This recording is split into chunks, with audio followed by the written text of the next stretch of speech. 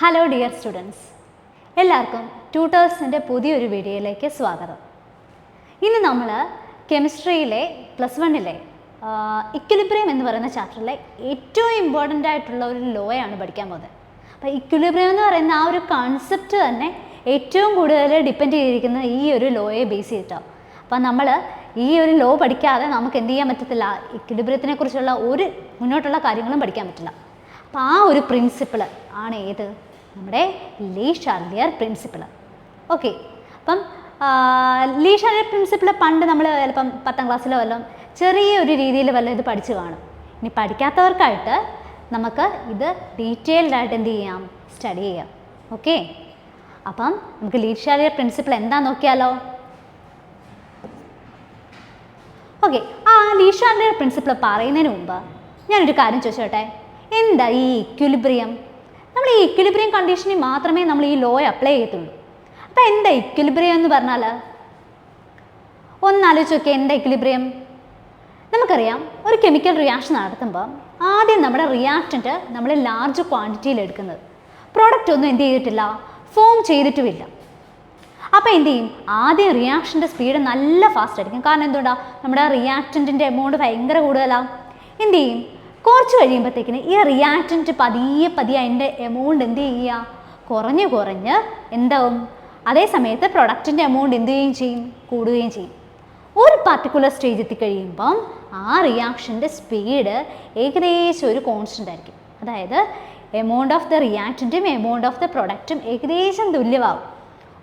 ആ ഒരു കണ്ടീഷനെയാണ് നമ്മൾ എന്തായിട്ട് പറയുന്നത്, ഇക്വിലിബ്രിയം കണ്ടീഷൻ. അതായത് ആ ഒരു സ്റ്റേജ് എത്തിക്കഴിഞ്ഞു കഴിഞ്ഞാൽ പിന്നീട് ആ റിയാക്ഷൻ എന്ത് ചെയ്യത്തില്ല, ഫർദർ പ്രൊസീഡ് ചെയ്യില്ല. അങ്ങനൊരു കണ്ടീഷനാണ് ഇക്വിലിബ്രിയം കണ്ടീഷൻ. അപ്പം നിങ്ങൾക്ക് മനസ്സിലാവാൻ വേണ്ടി ഞാൻ വേണമെങ്കിൽ ഒന്നുകൂടെ പറയാം. അപ്പം ഒരു കെമിക്കൽ റിയാക്ഷൻ നടത്തുമ്പം ആദ്യം നമ്മൾ റിയാക്റ്റൻ്റ് എടുക്കുന്നു, പ്രൊഡക്റ്റ് ഒന്നും ഫോം ചെയ്തിട്ടില്ല. പക്ഷെ പിന്നീട് റിയാക്ഷൻ പ്രൊസീഡ് ചെയ്യുന്നതനുസരിച്ച് ഈ റിയാക്റ്റൻ്റ് എന്ത് ചെയ്യുന്നു, കുറഞ്ഞു വരുന്നു, പ്രൊഡക്റ്റ് എന്ത് ചെയ്യുന്നു, കൂടി വരുന്നു. ഒരു പർട്ടിക്കുലർ സ്റ്റേജ് എത്തിക്കഴിയുമ്പോഴത്തേക്കിന് റിയാക്ഷൻ എന്ത് ചെയ്യുന്നില്ല, മുന്നോട്ട് നടക്കുന്നില്ല, പിന്നോട്ട് നടക്കത്തില്ല. ആ ഒരു കണ്ടീഷന് നമ്മൾ പറയും നമ്മുടെ റിയാക്റ്റൻ്റ് എന്തില്ല, ഇക്വിലിബ്രിയം കണ്ടീഷനിലാണ്. ഇനി അതിൻ്റെ റേറ്റ് എല്ലാം ആ സമയത്തൊരു കോൺസ്റ്റൻ്റ് ആയിരിക്കും. അപ്പം നമ്മുടെ ലീ ഷാർലിയറിൻ്റെ പ്രിൻസിപ്പിൾ എന്താ പറയുന്നത്? ഓക്കെ, ലീ ഷാർലിയർ പ്രിൻസിപ്പിൾ എന്താ പറയുന്നത് നോക്കിയാലോ. ഒരു സിസ്റ്റം ഇക്വിലിബ്രിയത്തിലായിരിക്കുമ്പം നോക്കി, ആദ്യം നമുക്ക് അതിൻ്റെ ആ ലോ എന്ന് നോക്കിയാലോ. It States that whenever there is a change in concentration, pressure or temperature of a system at equilibrium, the system will try to readjust in such a way so as to cancel the effect of that change. ഒരു system ഇക്വിലിബ്രിയത്തിലായിരിക്കുമ്പോൾ, equilibrium കണ്ടീഷനിലിരിക്കുന്ന ഒരു സിസ്റ്റത്തിലോട്ട് നമ്മൾ കോൺസെൻട്രേഷനോ അല്ലെങ്കിൽ ടെമ്പറേച്ചറോ പ്രഷറോ എന്തെങ്കിലും നമ്മൾ change ചെയ്യാൻ നോക്കിക്കഴിഞ്ഞാൽ ആ system അതിനെ ക്യാൻസൽ ചെയ്യാൻ അല്ലെങ്കിൽ നള്ളിഫൈ ചെയ്യാൻ ആ സിസ്റ്റത്തിനെ തന്നെ എന്ത് ചെയ്യും, ആ ഇക്വിലിബ്രിയത്തിനെ എന്ത് ചെയ്യും, ഒന്ന് റീഅഡ്ജസ്റ്റ് ചെയ്യും. ആ റീഅഡ്ജസ്റ്റ് ചെയ്യും, അതിനെ വിളിക്കുന്ന പേരായത് നമ്മുടെ ലീ ഷാർലിയറിൻ്റെ പ്രിൻസിപ്പിൾ പറയുന്നത്. അപ്പോൾ ഒന്നുകൂടെ പറയാം, ലീ ഷാർലിയറിൻ്റെ പ്രിൻസിപ്പിൾ പറയുന്നത് എന്താ, ഇക്വിലിബ്രിയത്തിലിരിക്കുന്ന ഒരു സിസ്റ്റത്തിൻ്റെ കോൺസെൻട്രേഷനിലോ ടെമ്പറേച്ചറിലോ പ്രഷറിലോ നമ്മൾ എന്തെങ്കിലും മാറ്റങ്ങൾ വല്ലതും കൊണ്ടുവരുവാണെങ്കിൽ ആ സിസ്റ്റം സ്വയം എന്ത് ചെയ്യും, ആ ഇക്വിലിബ്രിയത്തെ എന്ത് ചെയ്യും, റീഅഡ്ജസ്റ്റ് ചെയ്യും. എന്തിനാ, ഇങ്ങനൊരു അഡീഷണൽ എഫക്റ്റിനെ നള്ളിഫൈ ചെയ്യാൻ അല്ലെങ്കിൽ ക്യാൻസൽ ഔട്ട് ചെയ്യാൻ. അപ്പോൾ ഇതാണ് ആര് പറയുന്നത്, നമ്മുടെ ലീ ഷാർലിയറിൻ്റെ പ്രിൻസിപ്പിൾ പറയുന്നത്. ഓക്കെ, ഇനി നമുക്ക് ഈ ഇക്വിലിബ്രിയം കണ്ടീഷനെ അഫക്റ്റ് ചെയ്യുന്ന കുറച്ച് ഫാക്ടേഴ്സ് ഉണ്ട്. അതായത് ഈ ലീ ഷാർലിയർ പ്രിൻസിപ്പിൾ എങ്ങനെ ഇതിൻ്റെയൊക്കെ കേസിൽ ആപ്ലിക്കബിൾ ആവുമെന്ന് നോക്കാം. നമുക്കറിയാം, ഒരു റിയാക്ഷൻ ഇക്വിലിബ്രിയത്തിലാണെങ്കിൽ അതിനെ അഫക്റ്റ് ചെയ്യുന്ന കുറച്ച് ഫാക്ടേഴ്സ് ഉണ്ട്. നമ്മൾ ആ ലോയിൽ പറഞ്ഞ പോലെ തന്നെ കോൺസെൻട്രേഷൻ ഉണ്ട്, ടെമ്പറേച്ചർ ഉണ്ട്, പ്രഷറുണ്ട്, ഇനേർട്ട് ഗ്യാസ് ഉണ്ട്, കാറ്റലിസ്റ്റ് ഉണ്ട്. ഇതൊക്കെ ഒരു റിയാക്ഷൻ്റെ ഇക്വിലിബ്രിയത്തിനെ അഫക്റ്റ് ചെയ്യുന്ന ഫാക്ടേഴ്സാണ്. അപ്പം ഈ ഓരോ കാര്യങ്ങളും, ടെമ്പറേച്ചറും പ്രഷറും കോൺസെൻട്രേഷനും ഇനേർട്ട് ഗ്യാസ് കാറ്റലിസ്റ്റ് ഇങ്ങനെയുള്ളവരെ അപ്ലൈ ചെയ്താൽ, ഒരു സിസ്റ്റം ഇക്വിലിബ്രിയത്തിലായിരിക്കുമ്പോൾ അപ്ലൈ ചെയ്ത് കഴിഞ്ഞാൽ എന്ത് ചേഞ്ചാണ് ആ സിസ്റ്റം ചെയ്യുന്നത് നോക്കിയാലോ. ഓക്കെ, ഫസ്റ്റ് വൺ നമുക്ക് നോക്കാം, എഫക്റ്റ് ഓഫ് കോൺസെൻട്രേഷൻ. ഇക്വിലിബ്രിയത്തിലിരിക്കുന്ന ഒരു സിസ്റ്റത്തിലെ നമ്മൾ എന്ത് ചെയ്യുക, കോൺസെൻട്രേഷൻ ചേഞ്ച് ചെയ്യുക. അപ്പോൾ ആ റിയാക്ഷൻ എന്ത് സംഭവിക്കുക നോക്കിയാലോ. Okay, if you change the concentration of A reactant or product in equilibrium process, then according to Le Chatelier principle, the system will try to reduce the effect of that change. For this, the rate of either forward or backward reaction changes. അതായത് ഇക്വിലിബ്രിയത്തിലിരിക്കുന്ന ഒരു സിസ്റ്റത്തിൻ്റെ ഒന്നെങ്കിൽ reactant അല്ലെങ്കിൽ പ്രൊഡക്റ്റിൻ്റെ concentration നമ്മൾ കൂട്ടിക്കഴിഞ്ഞാൽ ആ system എന്ത് ചെയ്യും, ഇതിനെ ക്യാൻസൽ ഔട്ട് ചെയ്യാൻ, ഈ ഒരു എഫക്റ്റിനെ ക്യാൻസൽ ഔട്ട് ചെയ്യാൻ എന്ത് ചെയ്യും, ഒന്നെങ്കിൽ ആ റിയാക്ഷൻ്റെ ഫോർവേഡ് റിയാക്ഷൻ ഫാസ്റ്റപ്പ് ആക്കും, അതായത് ഫോർവേഡ് റിയാക്ഷൻ്റെ റേറ്റ് മാറ്റും, സ്പീഡ് മാറ്റും, അല്ലെങ്കിൽ എന്ത് ചെയ്യും, ബാക്ക്വേഡ് റിയാക്ഷൻ്റെ റേറ്റ് അല്ലെങ്കിൽ സ്പീഡ് മാറ്റും. ഇനി ഇതെങ്ങനെയാണെന്ന് നമുക്ക് നോക്കിയാലോ. Okay, increase in the concentration of reactant increase the rate of the forward reaction. ഒരു റിയാക്ഷൻ ഇക്വിലിബ്രിയം റിയാക്ഷനാണ്. ആ റിയാക്ഷനിൽ നമ്മൾ റിയാക്റ്റൻ്റ് എടുത്ത് വെച്ചിട്ടുണ്ട്. റിയാക്റ്റൻ്റിൻ്റെ എമൗണ്ട് കൂട്ടിക്കഴിഞ്ഞാൽ സ്വാഭാവികമായിട്ടും നമുക്കറിയാലോ, എപ്പോഴും കോൺസെൻട്രേഷൻ കൂടിയെടുത്തു നിന്ന് എങ്ങോട്ടാണ് പോകുന്നത്, കുറഞ്ഞെടുത്തോട്ടല്ലേ പോവുക. അപ്പം നമ്മൾ റിയാക്റ്റൻറ്റിൻ്റെ കോൺസെൻട്രേഷൻ കൂട്ടിയെന്ന് വിചാരിച്ചു, സ്വാഭാവികമായിട്ടും ആ റിയാക്ഷൻ അല്ലെങ്കിൽ ആ ഇക്വിലിബ്രിയം ഇതിനെ നള്ളിഫൈ ചെയ്യാൻ എന്ത് ചെയ്യും, ആ റിയാക്ഷൻ്റെ എന്ത് ചെയ്യും, ഫോർവേഡിലോട്ട് നടത്തും. അതായത് ഫോർവേഡ് റിയാക്ഷൻ ആയിരിക്കും അവിടെ എന്ത് ചെയ്യുന്നത്, നടക്കുക. ഇനി increase in the concentration of product increase the rate of backward reaction. ഇപ്പോൾ ഒരു കെമിക്കൽ റിയാക്ഷനിൽ ഇനിയിപ്പം പ്രൊഡക്റ്റിൻ്റെ കോൺസെൻട്രേഷനാണ് നമ്മൾ കൂട്ടുന്നതെങ്കിൽ സ്വാഭാവികമായിട്ട് എന്ത് ചെയ്യും, ആ റിയാക്ഷൻ ബാക്ക്വേർഡിലോട്ട് പ്രോസസ്സ് ചെയ്യുമെന്നാണ് പറയുന്നത്. ഓക്കെ, നമുക്കിത് ഒരു എക്സാമ്പിളിലൂടെ കണ്ടാലോ. ഇത് നമുക്ക് എല്ലാവർക്കും ഫേമസ് ആയിട്ട് അറിയാവുന്ന ഒരു ഇക്വേഷനാണ്, ഹേബർ പ്രോസസ്സിൻ്റെ ഇക്വേഷൻ, അമോണിയയുടെ പ്രിപ്പറേഷൻ.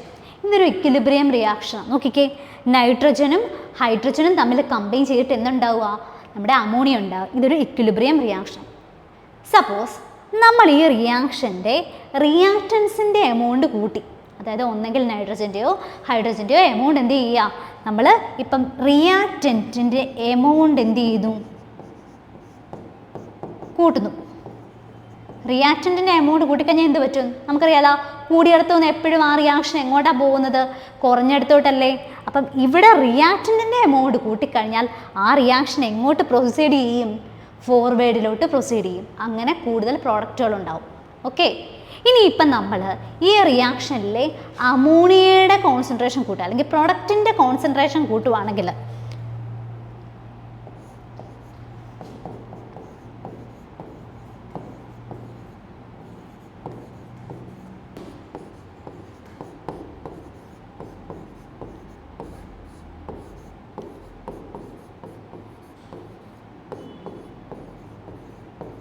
അപ്പോൾ നോക്കിക്കേ, നമ്മുടെ പ്രൊഡക്റ്റ്, ഈ പ്രൊഡക്റ്റിൻ്റെ എമൗണ്ട് നമ്മൾ എന്ത് ചെയ്തു, കൂട്ടി. ഈ കൂട്ടുന്നതിനാണ് ഞാൻ ഈ ആരോ എന്ന് വരച്ച് വെച്ചിരിക്കുന്നത്, അല്ലെങ്കിൽ റേസ് ചെയ്യുക എന്നാണ് ഉദ്ദേശിക്കുന്നത്.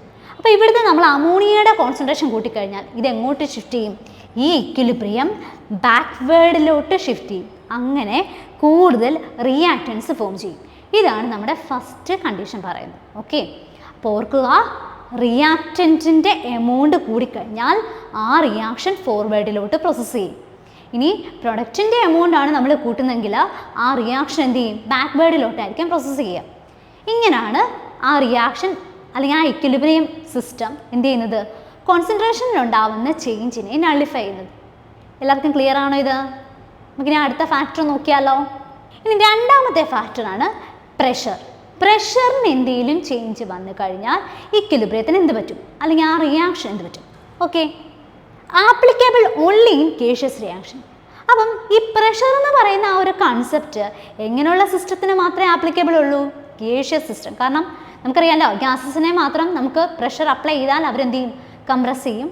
പക്ഷേ ലിക്വിഡ്സിൻ്റെ കേസിലും സോളിഡ്സിൻ്റെ കേസിലും പ്രഷർ അത്ര ഇമ്പോർട്ടൻ്റ് അല്ല. ഓക്കെ, അവർ നമുക്ക് കംപ്രസ് ചെയ്യാൻ പറ്റില്ല. അപ്പം പ്രഷർ എന്ന് പറയുന്ന ഈ ഒരു ടേം നമ്മുടെ കെമിക്കൽ റിയാക്ഷൻ ഗേഷ്യസ് റിയാക്ഷൻ ആണെങ്കിൽ, ഒരു ഗ്യാസസുകൾ തമ്മിലുള്ള റിയാക്ഷൻ ആണെങ്കിൽ നമുക്ക് എന്ത് ചെയ്യാം, പ്രഷറിന് അവിടെ റോളുണ്ട്. അപ്പോൾ ഇത് പറയുന്നത് എന്താ, an increase in the pressure favours the reaction in which number of moles decrease and vice versa. അതായത് ഒരു റിയാക്ഷൻ ഇക്വിലിബ്രിയത്തിലിരിക്കുമ്പോൾ നമ്മൾ പ്രഷർ അപ്ലൈ ചെയ്ത് കഴിഞ്ഞാൽ, അതായത് പ്രഷർ കൂട്ടിക്കൊടുത്തു കഴിഞ്ഞാൽ ആ റിയാക്ഷൻ പ്രൊസീഡ് ചെയ്യും. എങ്ങോട്ട്? എവിടെയാണോ, റിയാക്റ്റൻറ്റിൻ്റെ സൈഡിലാണോ പ്രൊഡക്റ്റിൻ്റെ സൈഡിലാണോ നമ്പർ ഓഫ് മോൾസ് കുറവുള്ളത്, അങ്ങോട്ടായിരിക്കും ആ റിയാക്ഷൻ എന്ത് ചെയ്യുന്നത്? പ്രൊസീഡ് ചെയ്യുന്നത്. ഓക്കെ, ഇനി നമുക്കൊരു എക്സാമ്പിൾ വെച്ച് നോക്കാം. ഈ ഒരു റിയാക്ഷൻ നോക്കി, നമ്മുടെ ഹേബർ പ്രോസസ്സ് തന്നെയാണ്. ഇവിടെ നൈട്രജൻ ഗ്യാസ് ആണ്, ഹൈഡ്രജൻ ഗ്യാസ് ആണ്, അമോണിയ എന്താ? ഗ്യാസാണ്. എല്ലാവരും ഗ്യാസാണ്. അപ്പം ഗ്യാഷ്യസ് റിയാക്ഷനാണ്. ഇപ്പം നമ്മൾ ഇവിടെ ഈ റിയാക്ഷൻ്റെ പ്രഷർ എന്ത് ചെയ്യുന്നു? ഇൻക്രീസ് ചെയ്യുന്നു. അപ്പം നമ്മുടെ ലോ പറയുന്ന അനുസരിച്ച് എന്താ? പ്രഷർ കൂട്ടിയാൽ ആ റിയാക്ഷൻ എങ്ങോട്ട് പ്രൊസീഡ് ചെയ്യും? നമ്പർ ഓഫ് മോൾസ് കുറവുള്ള റീജിയണിലോട്ട് ആയിരിക്കും എന്ത് ചെയ്യുന്നത്? ഷിഫ്റ്റ് ചെയ്യുന്നത്. ഇവിടെ നോക്കിക്കേ, റിയാക്റ്റൻറ്റ് അമോണിയ എത്ര മോൾസ് ഉണ്ട്? 1 മോളല്ലേ ഉള്ളൂ. Hydrogen 3 moles. അപ്പം റിയാക്റ്റൻറ്റ് മാത്രം എത്രയുണ്ട്? 4 മോൾസ് ഉണ്ട് അല്ലേ? അതേസമയത്ത് പ്രൊഡക്റ്റിൻ്റെ എവിടെയോ 2 മോൾസേ ഉള്ളൂ. അപ്പോൾ സ്വാഭാവികമായിട്ട് നമുക്കറിയാലോ, എപ്പോഴും ഒരു സാധനം കൂടിയെടുത്തൊന്ന് കുറഞ്ഞെടുത്തോട്ടല്ലേ പോവുള്ളൂ. അപ്പം പ്രഷർ കൂട്ടിക്കഴിഞ്ഞു കഴിഞ്ഞാൽ ഈ റിയാക്ഷൻ എന്ത് ചെയ്യും? ഈ റിയാക്റ്റൻ്റെ സൈഡിൽ നിന്ന് പ്രൊഡക്റ്റ് സൈഡ്, അതായത് ഫോർവേഡ് റിയാക്ഷൻ ആയിരിക്കും പ്രൊസീഡ് ചെയ്യുക. എന്നിട്ട് കൂടുതൽ അമോണിയ എന്ത് ചെയ്യും? ഫോം ചെയ്യും. ഇതാണ് നടക്കുന്നത്. ഇതെല്ലാവർക്കും ക്ലിയർ ആണോ? നമുക്ക് അടുത്തതിലോട്ട് പോയാലോ? ഇനി അടുത്തതാണ് ഏറ്റവും ഇമ്പോർട്ടൻ്റ് ആണ് ടെമ്പറേച്ചർ. ടെമ്പറേച്ചർ മാറിക്കഴിഞ്ഞാൽ ഇക്വിലിബ്രിയത്തിന് എന്ത് സംഭവിക്കും? നമുക്കറിയാം, ഒരു കെമിക്കൽ റിയാക്ഷൻ സാധാരണഗതിയിൽ എക്സോതെർമിക് ആവാം അല്ലെങ്കിൽ എൻഡോതെർമിക് ആവാം. എക്സോതെർമിക് എന്ന് പറഞ്ഞാൽ എന്താ? കെമിക്കൽ റിയാക്ഷൻ നടന്നു കഴിയുമ്പം ഹീറ്റ് എനർജി ലിബറേറ്റ് ചെയ്യുന്നു. അതേ സമയത്ത് എൻഡോതെർമിക് എന്ന് പറഞ്ഞാൽ എന്താ? ആ റിയാക്ഷൻ ഹീറ്റിനെ എന്ത് ചെയ്യുന്നു? അബ്സോർബ് ചെയ്യുന്നു. അപ്പോൾ ഈ രണ്ട് കേസിലും എക്സോതെർമിക് ആണെങ്കിലും എൻഡോതെർമിക്കിലാണെങ്കിലും ആ ഇക്വിലിബ്രിയത്തിന് എന്ത് സംഭവിക്കുന്നു നോക്കിയാലോ? Okay, according to Le Chatelier principle, increase in temperature favour endothermic process and decrease in temperature favours exothermic process. അതായത് ഒരു റിയാക്ഷൻ എൻഡോതെർമിക് ആണെങ്കിൽ, അതായത് ആ റിയാക്ഷൻ നടക്കണമെങ്കിൽ നമ്മൾ ഹീറ്റ് സപ്ലൈ ചെയ്യണമെന്നുണ്ടെങ്കിൽ അങ്ങനെയുള്ള റിയാക്ഷനിൽ ടെമ്പറേച്ചർ കൊടുത്താൽ ആ റിയാക്ഷൻ ഫോർവേഡിലോട്ട് പ്രൊസീഡ് ചെയ്യും. അതായത് ഫോർവേഡ് റിയാക്ഷൻ ആയിരിക്കും നടക്കുക. ഇനി ആ കെമിക്കൽ റിയാക്ഷൻ എക്സോതെർമിക് ആണെങ്കിൽ, അതായത് ഹീറ്റ് എനർജി റിലീസ് ചെയ്യുന്നുണ്ടെങ്കിൽ ടെമ്പറേച്ചർ കൊടുത്താൽ മാത്രമേ ഫോർവേഡ് നടക്കൂ. ടെമ്പറേച്ചർ കൂട്ടിക്കഴിഞ്ഞാൽ എന്ത് സംഭവിക്കും? ബാക്ക്വേർഡ് റിയാക്ഷൻ ആയിരിക്കും നടക്കുക. ഓക്കെ, അപ്പം ഒരു കാര്യം ഓർക്കുക, എൻഡോതെർമിക് റിയാക്ഷനിൽ ഫോർവേഡ് റിയാക്ഷൻ ആയിരിക്കും എന്ത് ചെയ്യുന്നത്? ടെമ്പറേച്ചർ കൂട്ടിയാൽ നടക്കുന്നത്. എക്സോതെർമിക് റിയാക്ഷനിൽ ടെമ്പറേച്ചർ കൂട്ടിയാൽ ബാക്ക്വേർഡ് റിയാക്ഷൻ എന്ത് ചെയ്യും? നടക്കും. ക്ലിയർ ആണോ? നമുക്കിതൊരു എക്സാമ്പിൾ വെച്ച് നോക്കിയാലോ? ഓക്കെ, നമ്മൾ അമോണിയയുടെ അതേ റിയാക്ഷനാണ്. ഈ റിയാക്ഷൻ്റെ ΔH വാല്യൂ തന്നിട്ടുണ്ട്. എൻതാൽപ്പിയുടെ വാല്യൂ എന്തുവാ? നെഗറ്റീവാ. നെഗറ്റീവ് 92.38. ഈ ΔHൻ്റെ വാല്യൂ നെഗറ്റീവ് വന്നാൽ അതിൻ്റെ അർത്ഥം എന്താ? ആ റിയാക്ഷൻ എക്സോതെർമിക് റിയാക്ഷനാണ്. എക്സോതെർമിക്കാണ്. ഈ എക്സോതെർമിക് റിയാക്ഷനിൽ നമ്മൾ എന്ത് ചെയ്യുക? ഇപ്പം ടെമ്പറേച്ചർ കൂട്ടി. ടെമ്പറേച്ചർ എന്ത് ചെയ്യുന്നു? കൂട്ടിക്കഴിഞ്ഞ് കഴിഞ്ഞാൽ എന്ത് സംഭവിക്കും? ആ റിയാക്ഷൻ ബാക്ക്വേർഡ് നടക്കും. അതായത് റിയാക്ഷൻ എന്ത് സംഭവിക്കും? ബാക്ക്വേർഡ് റിയാക്ഷൻ ആയിരിക്കും എന്ത് ചെയ്യുന്നത്? പ്രൊസീഡ് ചെയ്യുക. ഓക്കെ, അതായത് അമോണിയ സ്പ്ലിറ്റ് ചെയ്തിട്ട് എന്തുണ്ടാവും? നൈട്രജനും ഹൈഡ്രജനും ഉണ്ടാവും. ഓക്കെ, അതായത് അപ്പം ഹേബർ പ്രോസസ്സിൽ ശരിക്കും പറഞ്ഞാൽ നമുക്ക് കൂടുതൽ അമോണിയ ഉണ്ടാക്കണമെങ്കിൽ അവിടുത്തെ ടെമ്പറേച്ചർ എങ്ങനെ ആയിരിക്കണം? ഇൻക്രീസ് ഇൻ ടെമ്പറേച്ചർ കൊടുക്കാൻ പറ്റുമോ? ഇല്ല. ടെമ്പറേച്ചർ ലോ ആയിരിക്കണം. ലോ ടെമ്പറേച്ചറിൽ നടത്തിയാൽ മാത്രമേ നമുക്ക് എന്ത് ചെയ്യത്തുള്ളൂ? കൂടുതൽ അമോണിയ കിട്ടത്തുള്ളൂ, ഫോർവേഡ് റിയാക്ഷൻ നടക്കുകയും ചെയ്യുള്ളൂ. ടെമ്പറേച്ചർ കൂട്ടിക്കഴിഞ്ഞാൽ എന്ത് പറ്റും? ബാക്ക്വേർഡ് നടക്കും. ഉള്ള അമോണിയ എന്ത് ചെയ്യും? ഡിസോസിയേറ്റ് ചെയ്തു. ഓക്കെ, ഇനി വേറൊരു എക്സാമ്പിൾ നോക്കിയാലോ? N2O4 സ്പ്ലിറ്റ് ചെയ്തിട്ട് 2 NO2 ആയിട്ട് മാറുക. ഇതിൻ്റെ ΔHൻ്റെ വാല്യൂ സപ്പോസ് പോസിറ്റീവ് 59.63 kJ/mol ആണെന്ന് വിചാരിച്ചു. വാല്യൂ പോസിറ്റീവ് ആണെങ്കിൽ അതിൻ്റെ അർത്ഥം എന്താ? ആ റിയാക്ഷൻ എന്താ? എൻഡോതെർമിക്കാണ്. ഓക്കെ, എൻഡോതെർമിക് ആണ് ആ കെമിക്കൽ റിയാക്ഷൻ. എൻഡോതെർമിക് ആണെങ്കിൽ അതിൻ്റെ അർത്ഥം എന്താ? നമ്മൾ ഈ റിയാക്ഷൻ്റെ റിയാക്റ്റൻ സൈഡിലെ ടെമ്പറേച്ചർ കൂട്ടിക്കൊടുത്താൽ എന്ത് സംഭവിക്കും? എൻഡോതെർമിക് ആയതുകൊണ്ട് ആ റിയാക്ഷൻ ഫോർവേഡിലോട്ട് പ്രൊസീഡ് ചെയ്യും. കൂടുതൽ NO2 മോളിക്യൂള് ഫോം ചെയ്യുകയും ചെയ്യും. ക്ലിയർ ആണോ? അതേ സമയത്ത് നമ്മുടെ ഇവിടെ ടെമ്പറേച്ചർ കുറച്ചാൽ എന്ത് ചെയ്യും? ബാക്ക്വേർഡ് ആയിരിക്കും നടക്കുക. ക്ലിയർ ആണോ? ഇനി അടുത്തത് എഫക്റ്റ് ഓഫ് കാറ്റലിസ്റ്റ്. നമുക്കറിയാം കാറ്റലിസ്റ്റ് എന്ന് പറയുന്ന സാധനം എന്താ? ഒരു കെമിക്കൽ റിയാക്ഷൻ്റെ സ്പീഡ് അല്ലെങ്കിൽ റേറ്റിനെ ഓൾട്ടർ ചെയ്യുന്ന ആളാണ്. കാറ്റലിസ്റ്റ് സ്വയം ആ കെമിക്കൽ റിയാക്ഷനിൽ എന്ത് ചെയ്യുന്നില്ല? പങ്കെടുക്കുന്നില്ല. നമ്മൾ റിയാക്റ്റൻസ് എടുത്തു, റിയേജൻസ് ഒക്കെ ആഡ് ചെയ്യുന്നു, കൂടുതൽ കാറ്റലിസ്റ്റ് ഇടുന്നു. കെമിക്കൽ റിയാക്ഷൻ നടന്നു കഴിയുമ്പോൾ നമുക്ക് പ്രൊഡക്റ്റും കിട്ടാറുണ്ട്, കാറ്റലിസ്റ്റിനെ അതേപടി തന്നെ എന്ത് ചെയ്യാറുണ്ട്? കിട്ടാറുണ്ട്. അപ്പോൾ കാറ്റലിസ്റ്റ് ശരിക്കും പറഞ്ഞാൽ എന്താ? ഒരു കെമിക്കൽ റിയാക്ഷൻ്റെ റേറ്റ് അല്ലെങ്കിൽ സ്പീഡിനെ കൂട്ടുന്ന ആളാണ്. അതിന് സ്വയം എന്ത് ചെയ്യുന്നില്ല? ഒരു ചേഞ്ചസ് സംഭവിക്കുന്നില്ല. ഇനി ഒരു ഇക്വിലിബ്രിയം ഇരിക്കുന്ന സിസ്റ്റത്തിലോട്ട് നമ്മൾ കാറ്റലിസ്റ്റ് ആഡ് ചെയ്താൽ എന്ത് പറ്റുമെന്ന് നോക്കിയാലോ? As catalyst is a substance that increase the rate of the speed of a chemical reaction. നമ്മൾ ഓൾറെഡി പറഞ്ഞതാണ്, കാറ്റലിസ്റ്റ് ഒരു റിയാക്ഷൻ്റെ റേറ്റ് അല്ലെങ്കിൽ സ്പീഡിനെ എന്ത് ചെയ്യുന്നു? കൂട്ടുന്നു. രണ്ടാമത്തെ എന്താ?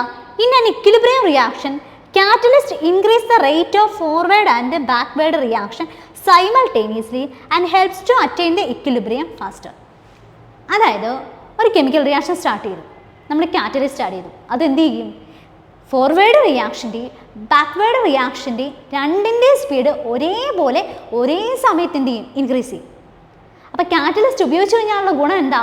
ഇക്വിലിബ്രിയം പെട്ടെന്ന് അറ്റൈൻ ചെയ്യും. ഒരു കെമിക്കൽ റിയാക്ഷനിലെ ഇക്വിലിബ്രിയം പെട്ടെന്ന് നടക്കും, ഇക്വിലിബ്രിയത്തിലാവും ആ സിസ്റ്റം പെട്ടെന്ന് തന്നെ. ഇതാണ് കാറ്റലിസ്റ്റിൻ്റെ റോള്. ഓക്കെ, അപ്പോൾ കാറ്റലിസ്റ്റ് ആഡ് കഴിഞ്ഞാൽ ഫോർവേഡും ബാക്ക്വേർഡ് റിയാക്ഷനും ഒരേപോലെ ആയിരിക്കും എന്ത് ചെയ്യുന്നത്? വേരി ചെയ്യുന്നത്, അല്ലെങ്കിൽ സ്പീഡ് മാറണം. ഓക്കെ, ഇനി നമ്മുടെ ലാസ്റ്റ് ഫാക്ടറാണ് അഡീഷൻ ഓഫ് ഇനേർട്ട് ഗ്യാസ്. ഇപ്പോൾ ഇനേർട്ട് ഗ്യാസ് എല്ലാവർക്കും അറിയാമല്ലോ, നമ്മുടെ 18th ഗ്രൂപ്പിലെ members: helium, neon, argon, krypton, xenon, radon. Okay, അപ്പോൾ സാധാരണഗതിയിൽ ഇനേർട്ട് ഗ്യാസ് എന്ന് പറഞ്ഞാൽ ആ പേര് തന്നെയുണ്ട്, ഇവർ കെമിക്കൽ റിയാക്ഷനൊന്നും എന്ത് ചെയ്യാറില്ല? പങ്കെടുക്കാറില്ല. ഇനി ഇവരെ ഒരു എക്വിലിബ്രിയത്തിലിരിക്കുന്ന സിസ്റ്റത്തിലോട്ട് ആഡ് ചെയ്യാൻ എന്ത് പറ്റുമെന്ന് നോക്കിയാലോ? If an inert gas is added to an equilibrium mixture at a constant volume, there is no change to the equilibrium. നമുക്കറിയാമല്ലോ, ഈ പറയുന്ന ഇനേർട്ട് ഗ്യാസ് ഓൾറെഡി അവരെന്ത് ചെയ്യത്തില്ല? കെമിക്കൽ റിയാക്ഷനിൽ പങ്കെടുക്കത്തില്ല. അപ്പം ഇക്വിലിബ്രിയത്തിൽ ഇരിക്കുന്ന ഒരു സിസ്റ്റത്തിലോട്ട് നമ്മൾ ഇനേർട്ട് ഗ്യാസ് ആഡ് ചെയ്ത് എന്ന് പറഞ്ഞാൽ പോലും എന്ത് ചെയ്യത്തില്ല? അവരൊന്നിനും പങ്കെടുക്കത്തില്ല. അതുകൊണ്ട് ഇവരെ ആഡ് ചെയ്യുന്നതുകൊണ്ട് ഇക്വിലിബ്രിയത്തിന് എന്ത് ചെയ്യില്ല? ഒരു മാറ്റവും ഉണ്ടാകത്തില്ല. ഓക്കെ, നമ്മൾ ഇവരെ എന്ത് ചെയ്യുക? കോൺസ്റ്റൻറ്റ് വോളിയത്തിലോ കോൺസ്റ്റൻറ്റ് പ്രഷറിലോ ആഡ് ചെയ്താലും എന്ത് ചെയ്യുന്നില്ല? ഇക്വിലിബ്രിയത്തിന് മാറ്റമൊന്നുമില്ല. അപ്പം ഇനേർട്ട് ഗ്യാസിന് ഇക്വിലിബ്രിയത്തിൽ പ്രത്യേകിച്ച് റോളൊന്നുമില്ല. ഓക്കെ, അപ്പം നമ്മൾ ഇന്ന് പഠിച്ചത് ലേഷറിലെ പ്രിൻസിപ്പിൾ, അതിൻ്റെതായിട്ട് ബന്ധപ്പെട്ട ഇക്വിലിബ്രിയത്തിനെ അഫക്റ്റ് ചെയ്യുന്ന ഫാക്ടേഴ്സൊക്കെയാണ്. അപ്പം ഇത് എല്ലാവർക്കും മനസ്സിലായെന്ന് വിചാരിക്കുന്നു. ട്യൂട്ടേഴ്സിൻ്റെ അടുത്തൊരു വീഡിയോ ആയിട്ട് നമുക്ക് എന്ത് ചെയ്യാം? വീണ്ടും കാണാം. നമ്മുടെ ചാനൽ എല്ലാവരും ലൈക്ക് ചെയ്യുക, ഷെയർ ചെയ്യുക, സബ്സ്ക്രൈബ് ചെയ്യുക, ഫ്രണ്ട്സിനൊക്കെ എന്ത് ചെയ്യുക? റെക്കമെൻഡ് ചെയ്യുക. Okay, thank you.